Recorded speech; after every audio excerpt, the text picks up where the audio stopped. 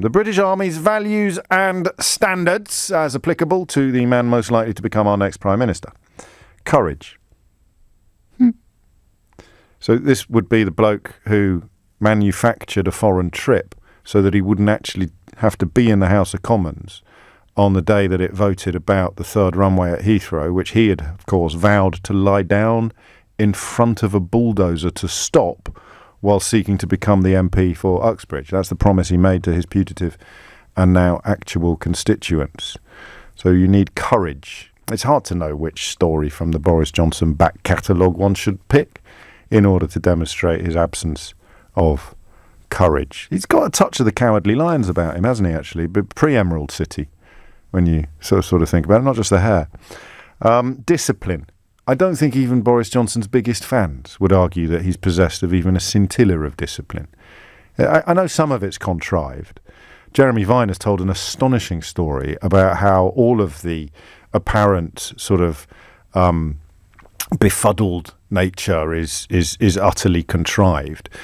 And I know for a fact that he messes up his hair before going onto a stage. Most people tidy up their hair. These are the things I used to like about him. So discipline. Let's just, I'm afraid, mention Nazanin Zaghari-Ratcliffe. Boris Johnson put his foot in his mouth while discussing the plight of a woman imprisoned in Iran. And as a result of his words, which were cited in an Iranian court while her sentence was being increased, that poor woman is now on hunger strike, as is her husband Richard. So there's Boris Johnson's discipline. The next one is absurd, really. Where do you begin to examine whether or not Boris Johnson upholds the British Army's value of respect for others? Respect for others. This is a man that went to court to keep the existence of his own daughter secret. He failed, of course. Otherwise I wouldn't be able to tell you about the existence of his own daughter, born as a result of one of his many, many affairs. Respect for others. If it doesn't extend to his own wife, it's unlikely to extend to you. Integrity. This, of course, is a man who agreed to help a former school friend from Eton have a journalist beaten up. That's about as far as his integrity goes. Loyalty? Loyalty. Boris Johnson and loyalty. Yes. Well, the long list of people that he's lied to in both his personal and his professional life is well established, so we'll let that pass. And finally, the British Army's value, selfless commitment.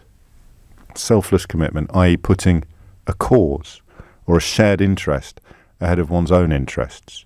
Boris Johnson famously prepared 2 columns for the Daily Telegraph prior to jumping on the Brexit bandwagon, one of which explained why he would continue, as he had done for the rest of his political life, to support membership of the European Union, and one of which sought to explain why he was going to leave. That is pretty close to the polar opposite of selfless commitment. We move on to the standards that the British Army expects from all of its members, I think, not just the officers. Lawful. Well, we know that Vote Leave broke the law, and we know that Boris Johnson agreed to help Darius Guppy, now a convicted fraudster, break the law in the context of having a News of the World journalist tracked down and battered. So lawful, I'm afraid, doesn't even work for the man that we're about to usher into Downing Street.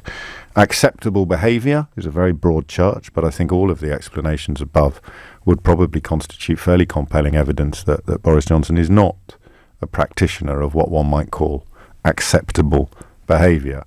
I mean, adultery is actually one of your 10 commandments. If you want to take even higher authority than the British Army's values and standards, you could go to the Old Testament. You could reach immediately for the 10 commandments.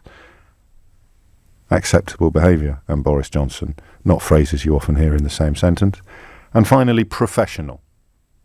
Well, again, tell that to Richard Ratcliffe and his daughter. Professional.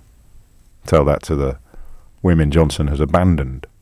Tell that to... Well, that's not fair, actually. That's not professional. So scratch that. That can go under acceptable behaviour or integrity or loyalty or selfless commitment or respect for others.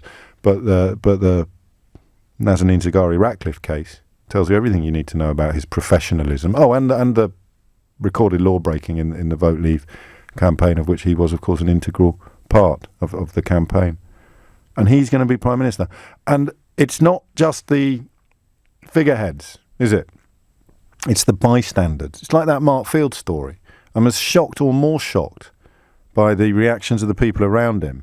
As more footage and film emerges of that evening, there is actually one woman seeking to remonstrate with him from behind as he manhandles the peaceful female protester.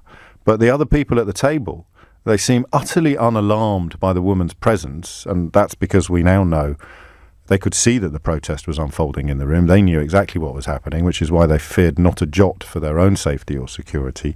But none of them get up to try and stop him manhandling a woman either, which is incredible, really.